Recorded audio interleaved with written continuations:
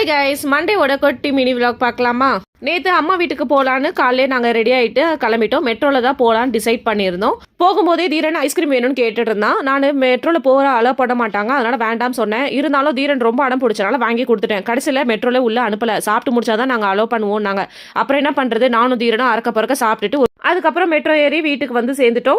நேற்று ரம்ஜான்றனால பிரியாணி வரும்னு எதிர்பார்த்துட்டு இருந்தேன். ஆனால் யாரும் எதுவும் எடுத்துகிட்டு வரல. நானும் வாசலையும் முறைச்சி பார்த்துட்டு இருந்தேன். ஏமாந்து தான் போனேன். அதுக்கப்புறம் என்ன பண்ணுறது, எங்கள் அம்மா செஞ்ச முருங்கைக்கீரை சாம்பார், வடை, முட்டையை வச்சு நான் சாப்பிட்டுட்டேன். நேற்று தரணிக்கு புது ஃபோன் அவங்க வீட்டில் வாங்கி கொடுத்துருந்தாங்க. அது வாட்டர் ப்ரூஃப். நான் எங்கள் அம்மாக்கு டெமோ காமிக்கலாம் தண்ணியில் போட்டால் எங்கள் அம்மா என்ன திட்டிட்டு இருந்தாங்க. கொஞ்ச நேரம் அதை வச்சு டெமோலாம் காமிச்சிட்டு அதுக்கப்புறம் நானும் எங்கள் அம்மாவும் மார்க்கெட்டில் போய் காயெல்லாம் வாங்கலான்னு கிளம்பிட்டோம். வீட்டுக்கு தேவையான வெஜிடபிள்ஸ், கொஞ்சம் கிராசரிஸ் எல்லாத்தையுமே வாங்கிட்டு அதை எங்கள் அப்பா வீட்டில் வச்சுட்டு நான் எங்கள் வீட்டுக்கு போனேன். வீட்டில் உட்காந்துட்டு இருக்கும் போது பூனை சவுண்ட் கேட்டுட்டு இருந்தது. என்னென்னு வெளியே போய் பார்த்தா ஒரு பெரிய பூனை குட்டி பூனையை தூக்கிட்டு வந்துட்டு இருந்தது. 4 குட்டி போட்டிருக்கு போல இருக்கு. 4மே கியூட்டா அழகா இருந்தது. இந்த குட்டிங்களா எப்படி இருக்குன்னு கமெண்ட்ல சொல்லுங்க. வீரனோட டாடி கால் பண்ணி நான் கீழே வந்துட்டு நீங்க இறங்கி வாங்க வீட்டுக்கு போலான்னு கூப்பிட்டாரு. சரி, நானும் கீழே இறங்கி வந்து தீபி நின்று பேசிட்டு இருந்தா.